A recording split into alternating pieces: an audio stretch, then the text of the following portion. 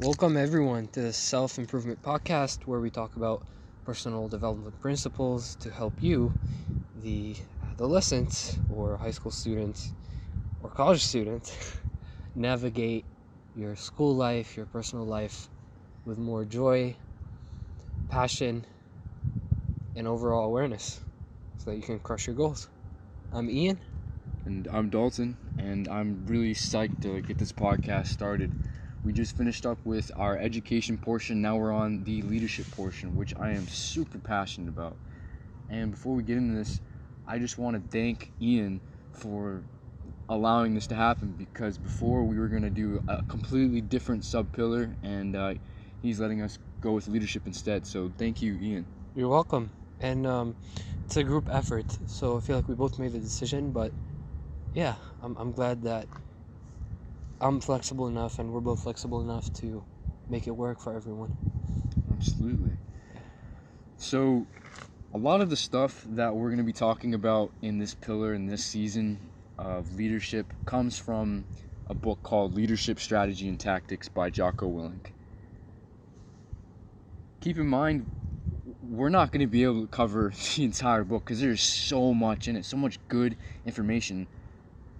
And so if you want to really improve your leadership skills and improve the type of person you are, then I highly recommend you check this book out. And without further ado, let's get into it. So, you may be wondering, what's so important about leadership?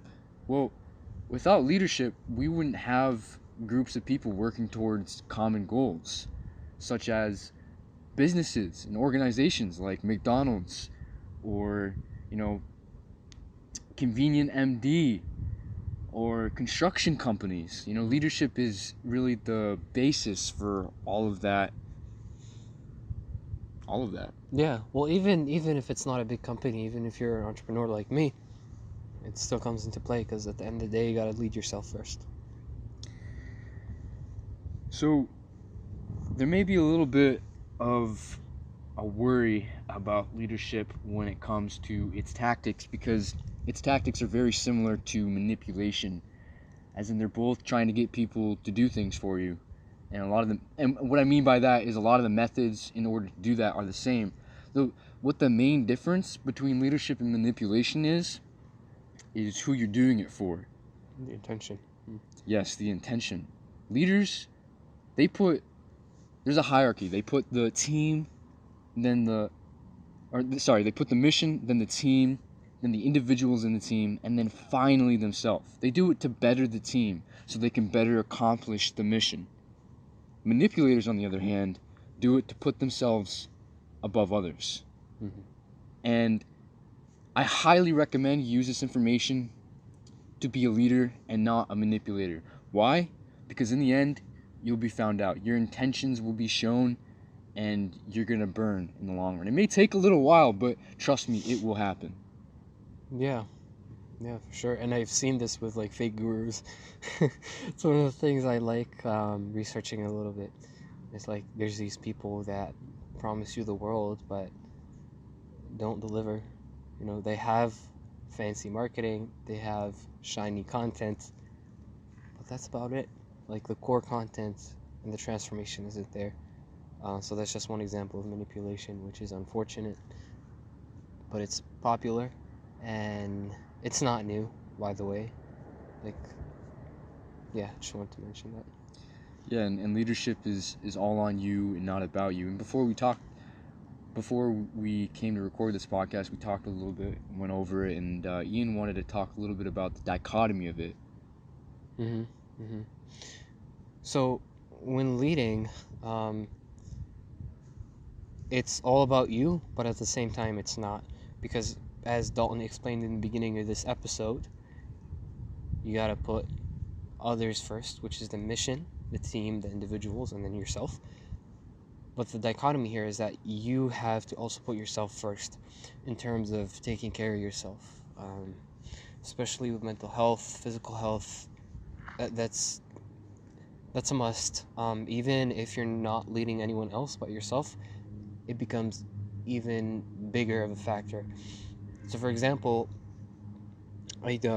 took 4 days this week, 5 total, because I had to travel to go to this retreat in Salt Lake City, Utah, to really work on myself and let go of certain fears, certain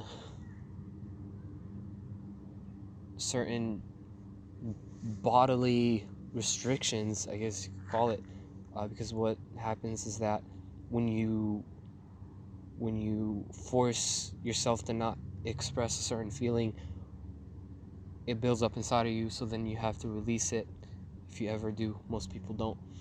So I got that done because I know even though I only run my business all by myself, it's still important for me to prioritize myself.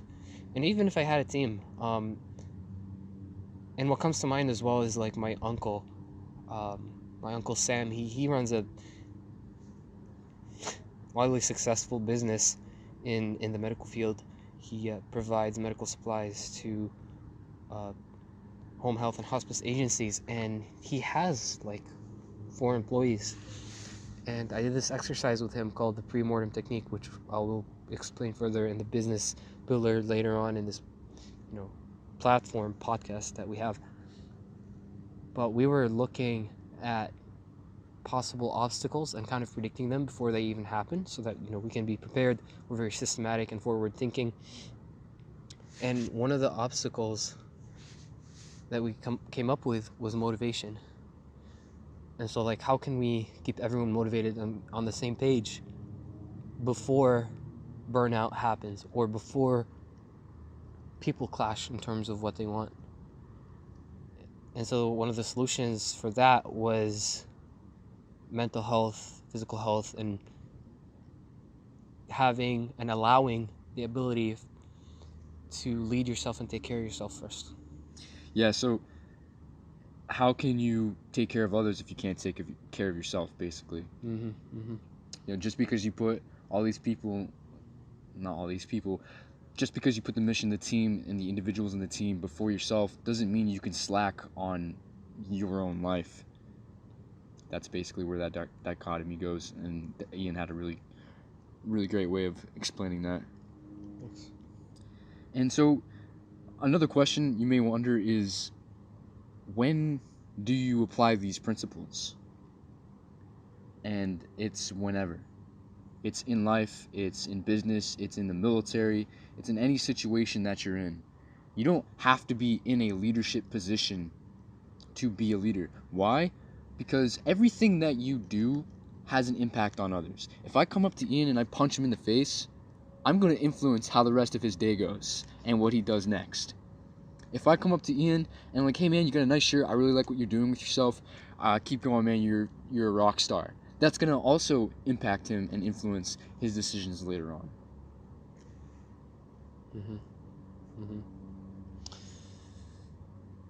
Yeah, it can be as simple as that. That's how everybody is a leader. You don't have to be in a position of leadership to lead. And I feel like that can be like an add-on to the exact definition of leadership. I feel like it's this thing that takes many shapes and forms, and it always involves you making decisions. I feel like leadership is decision making. Absolutely. That's another way to put it, and you got to do that in different areas of life. So you got to lead. And also, if you use all of these skills that we're going to be talking about, all these principles, all this knowledge, it's going to put you in a better position and give you more opportunities to be put in a leadership position. Because leadership is a skill. It's something that you practice. Some people, they're born with it. Some people are naturally charismatic, are loud, are articulate. Other people, not so much. Regardless, both individuals on each side of the spectrum can become better leaders. Right. Yeah. And yeah, we were having this conversation with a young lady at this coffee shop, and we were sharing things that we were doing to improve. And she was like, that's a lot. I don't know where to start. Like I felt that kind of vibe, I guess you could call it, from her, because she's getting started. She's reading, which is awesome.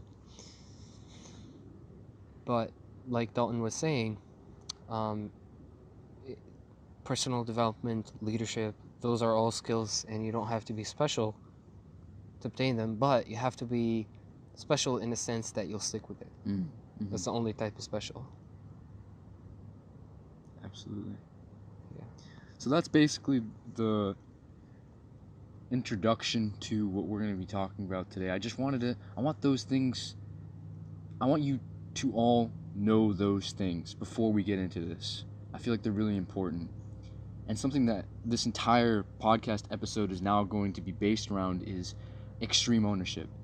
We talked a little bit about it in our first podcast when we were talking about education, like taking ownership when, let's say, your teacher isn't teaching you the material in a way that you understand. You still gotta be like, okay, how can I improve and learn this material?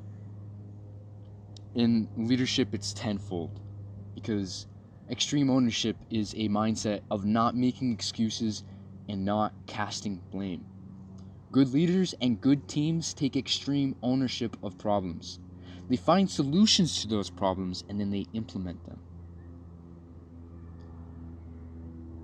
So one example of this is, well, all of you should know by now if you've been listening to the podcast, I work at the YMCA. And one of the things that we have to do in the morning is we have to go around and check the AEDs, the defibrillators, in case someone goes into a cardiac arrest, make sure that they're working. And you go into an office and then you write down the date and you check off each one that you've looked at and made sure it was working. And one day I went in the office and the paper was full. All the dates were filled out and there was no space left. And my superior, the person who usually prints them out and puts them up and writes up the dates, wasn't going to be in for the next couple of days. And he's never told me I had to do this. He's never trained me on how to do it or showed me where the paperwork was. So I could have been like, oh, that's not my problem. I don't have to do this. He can deal with it when he gets back. No, I didn't do that because I was studying leadership at the time and I knew all about extreme ownership. And so I started looking for a file containing the page I could print off, and I found it. I was looking through the cabinets and I ran downstairs, I made a copy, I wrote down the dates and I put it up there. Another example is we had this pulley system in a machine, a workout machine that wasn't working. A customer notified me about it and I could have been like, oh, that's not my job. That's above my pay grade and not taking care of it. Well, instead, I put the mission above myself and I thought about, well, if this machine doesn't work, then people aren't going to be able to get a workout, which is what we want people to be able to do at the YMCA. So I grabbed some tools and I figured it out. I put the pulley system back on and I got it working. Do you have any examples of this where you've taken extreme ownership on something that was not really, something that didn't really persist to you? Like maybe in your family or at a job you've had?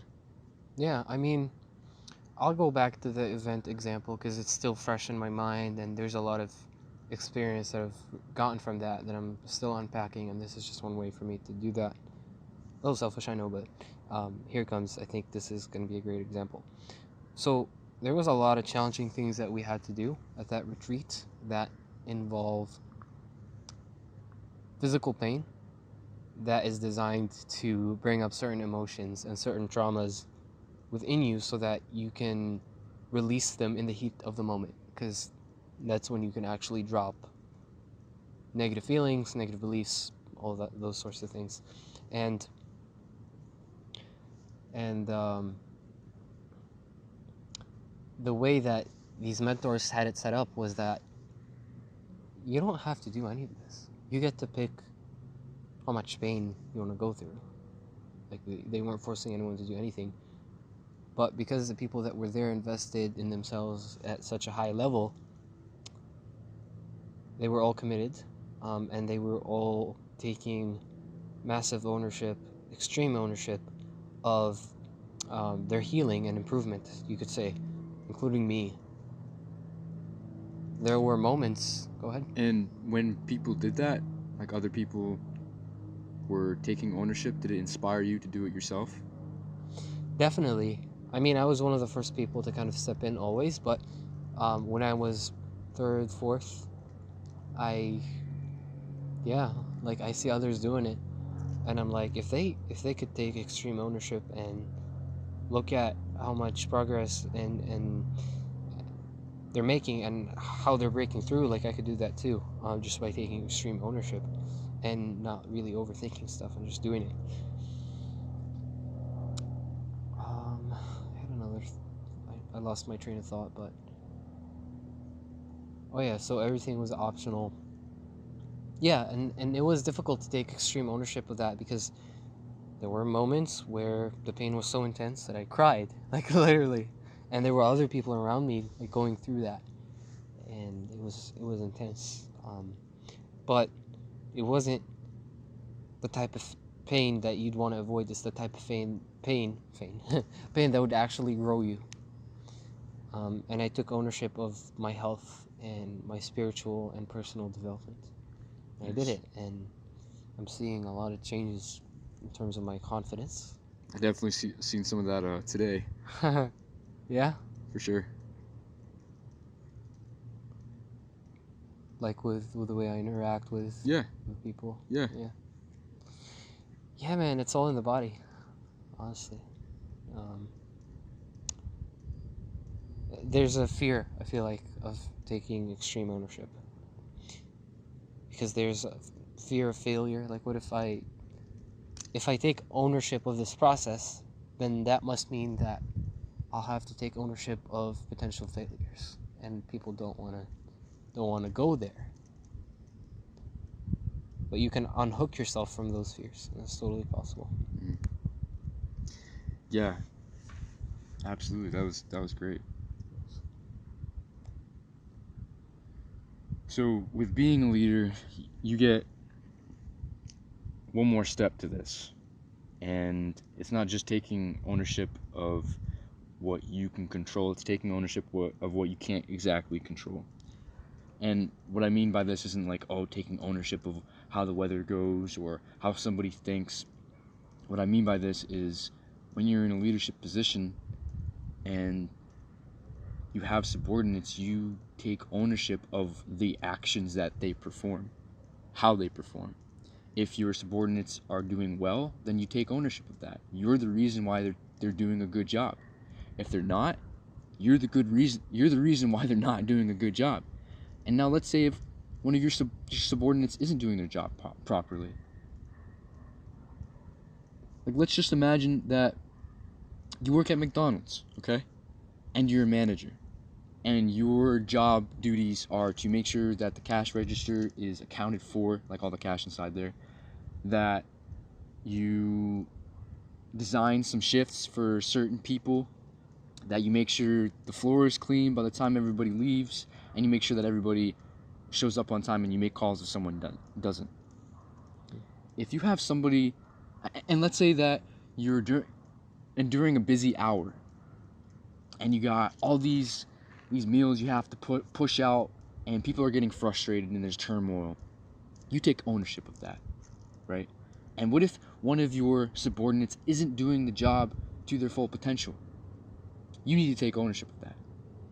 You don't look at them and be like, hey, you're doing this wrong, you need to get back on that grill, you need to do better. No, you look at yourself first. You need to think, am I giving this person the tools they need to be able to serve our customers, to be able to accomplish the mission? Do they have enough burgers? Do they have the right equipment? Do they have the right training? Are you teaching them properly? Mm-hmm. Are there things you can show them to help them be more efficient? Mm-hmm. Okay, so what if you do all those things and they're still not performing the task as needed? Yeah. What about then? Do you say, oh, well, I did all this, I tried my best, it's not my problem anymore, and let's say 2 weeks go by and that's the same, and you have the same mentality? You think that's gonna help the mission be successful? Do you think that person underperforming is gonna help the team perform better? Sometimes you have to move that person into a different position And if that doesn't work as a last option, you have to fire him or her, because it's the hierarchy of leadership. You have the mission, the team, then the individual. So if you're not meeting the mission and you've done all this stuff to help your subordinates and it's still not working, it's still your responsibility. What do you think about that, Ian? That I mean, a specific phrase came to mind as you were describing that. Describing specifically how a real leader looks at himself first and what he can do better so that others can accomplish what they need to accomplish. And the phrase that came to mind is being process oriented. Like, what's happening in terms of the process? Is my process efficient? Is my process spotless? Did I design, like, what are the flaws that I have created? Yeah. Instead of looking for those and pointing outwards, why not look at what you created? And it goes again for individuals, like you're leading yourself. What that might look like for you, and this is super practical, is like, and we talk about this in our mastermind as well, Dalton and I, is we ask ourselves a question: what did I do wrong that led up to me missing this goal? Like, I missed my goal. Is it because I'm waking up at the wrong time? Is it because I'm thinking about it a certain way? Like, what's the process that is leading up to that failure or lack of efficiency? Being process focused, process oriented. I'd like to give another example to this, because right now our mastermind is just Ian and I. Right. Before we had, what was it, 2 other people? We had 4 total. Actually, we had 5 at one point. Oh, that's crazy. Remember? Yeah. And one thing about extreme ownership is we were responsible for those people in the mastermind, and they were having trouble showing up. And what we tried doing was reaching out to them, making sure that we were meeting at a good time for them, that we were supportive enough with their goals and whether they came to it or not, reminding them when the meeting was, days before, hours before, minutes before. And eventually after a couple of them weeded themselves out and stopped coming to the mastermind, eventually we had to kick one of the people out of the mastermind, because he'd come to one, and then he'd be like 2-3 weeks, and then he'd come to one, and then another, and then meet another 2-3 weeks. And the reason why we did that is, when you have team members who aren't striving to do better, like, working to their best potential, Showing up on time. it sets an example for everybody else to follow, because as I was saying before, everybody's a leader. Yeah. So if you have subordinates that aren't doing what they need to do and setting a wrong example, it's on you to mitigate that. That's solid. Yeah. That being said, when you have a team, you're responsible for their actions, even if it's outside of the team setting or work setting. For example, if you have a subordinate, or even just a friend or a peer at work that goes out and gets drunk, gets into a fight, and gets arrested, you have to take ownership of that. You have to think, okay, where did I go wrong? Did I not show him the value of what we were doing and the consequences of his actions and how they would affect the team if he was to do something like that? Was he going through something that I didn't realize that I should have asked more questions about to see how he was feeling? If he did give me information on that, did I do to my best ability to help him through what he was struggling through?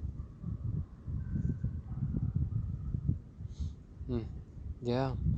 Taking responsibility for their processes too. Like, yeah, it's their process, but it's up to me to help them upgrade and enhance and troubleshoot their processes. personal and work related. Because if, and again, it's the hierarchy.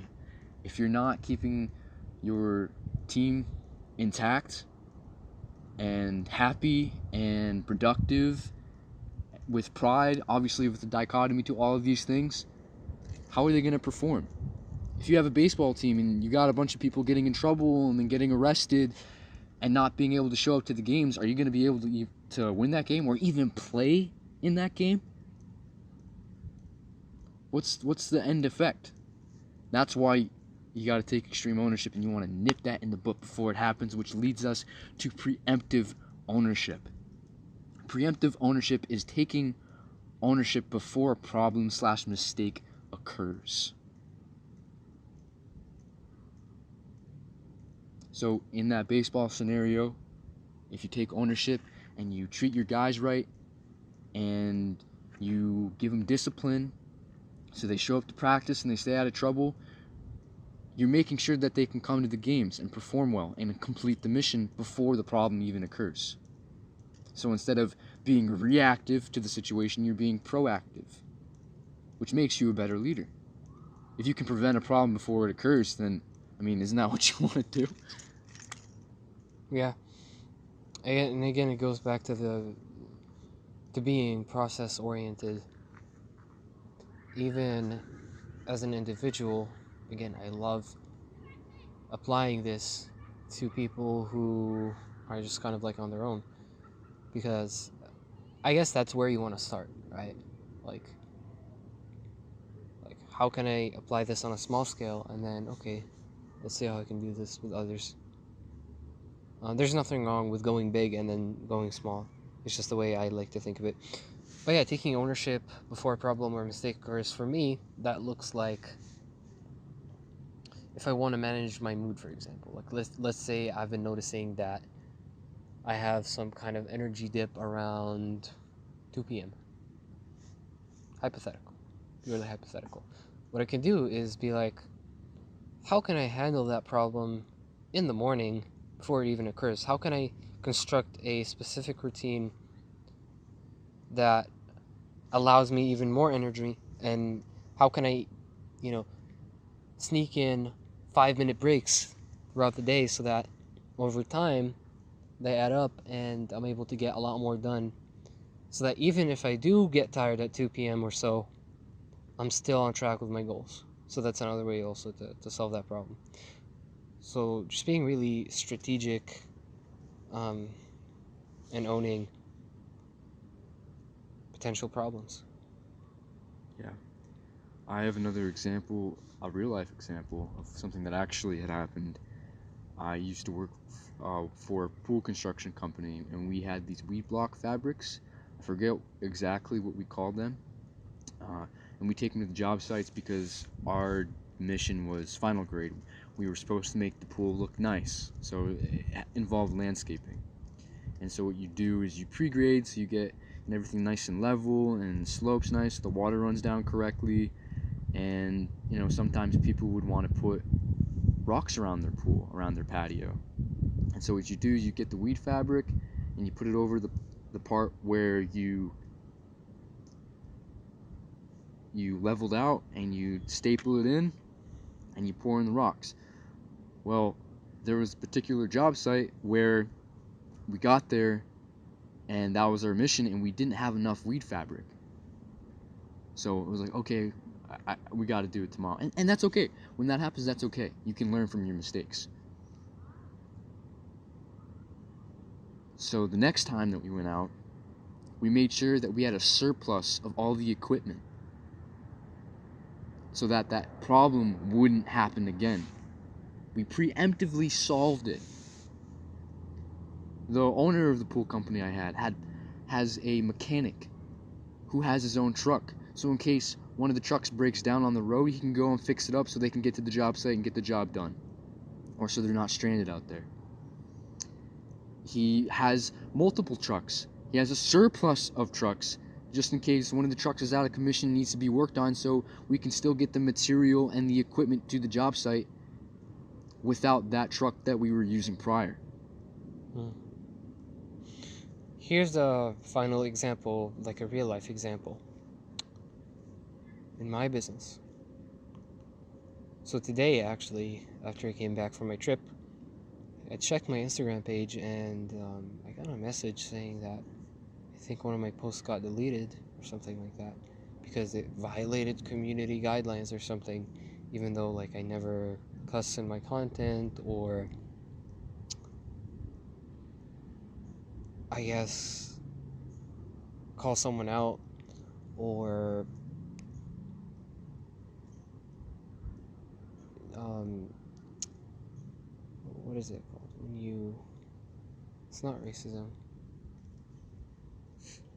I don't know, when you target a specific Prejudice? prejudice. Yeah, my content has none of that, yet Instagram apparently took down one of my posts. So I knew that that would happen one day, um, the moment I started making the content and building my business. So what I did as a preemptive solution is creating an email list where I can have the contact information of everyone who engages consistently with my content and with my brand, so that even if Instagram decides to delete everything, I can still reach those people that really care about it. Nice. Yeah. It's an email list. You can also have a text list, but we'll leave that for the business pillar. And the last topic we're going to be talking about in this sub-pillar of extreme ownership is about taking ownership when you receive blame. You have, as a leader, you have to accept blame. Even if you feel like it's not your fault, you have to subordinate your ego and take ownership. Because in reality, anything that your subordinates do is on you.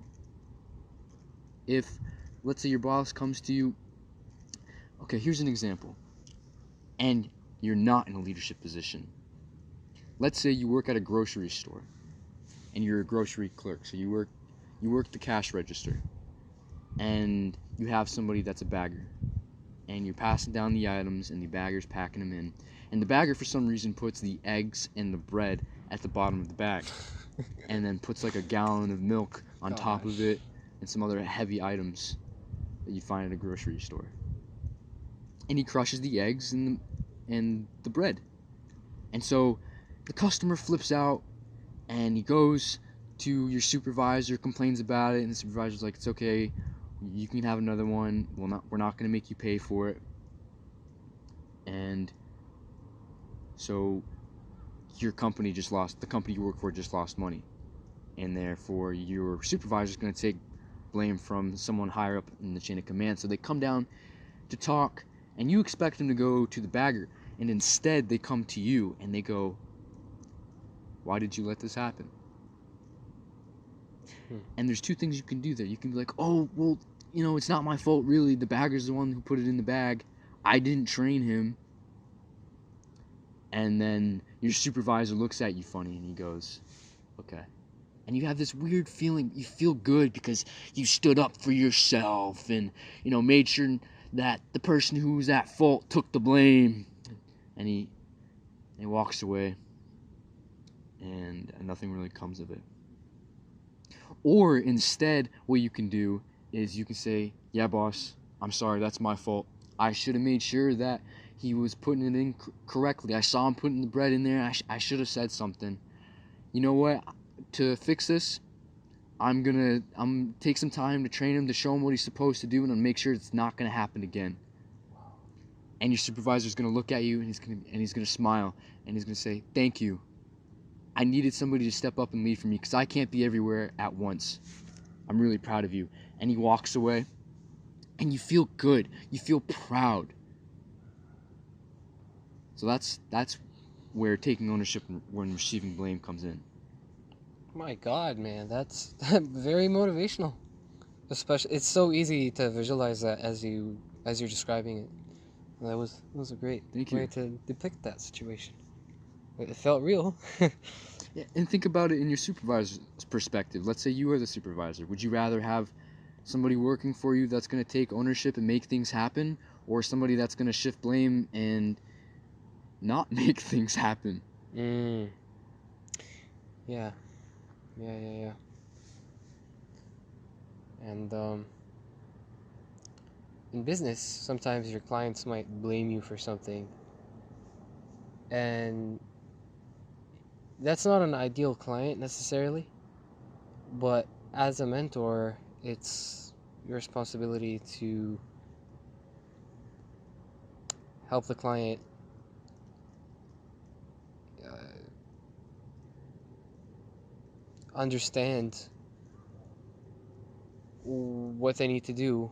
But before you can do that, you have to take ownership. You can't be like, oh, that's your fault, because it's hard to lead people when you're kind of guilting them. So it's easier also when you take it, even though it's not your fault, because that it's kind of charismatic almost. What if you have somebody that's supposed to attend a meeting, doesn't show up, and he goes, and you, hey, why didn't you show up? He's like, well, actually, it's your fault because you didn't tell me when I was supposed to go. I didn't know what time to come. How would you react to that in a leadership perspective? Well, if I have some,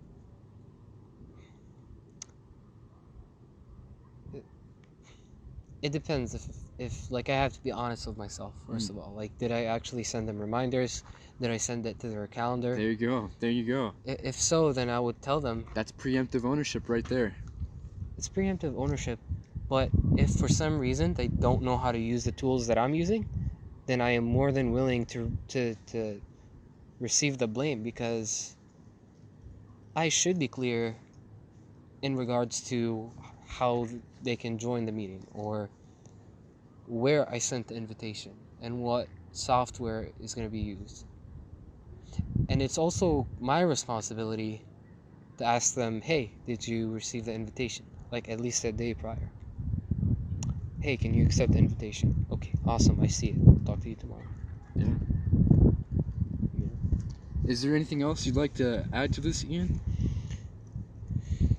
I want to add this kind of big picture thing, which is that you can't live a full, happy life without being a leader.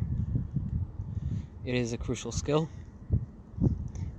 and it's something that requires practice, like we mentioned in the beginning. And the greatest joys come from having this ability. You can't win in life in general if you can't lead. First of all, yourself, but then others.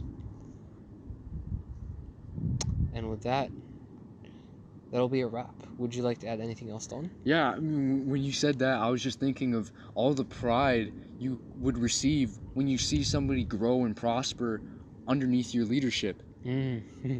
That's that's so true. You know how gratifying that is. Yeah, that's it, guys. Thank you guys for coming and listening to our podcast. We hope you enjoyed and you could pull something from this and you become a better person and a better leader. So we'll catch you guys in the next one.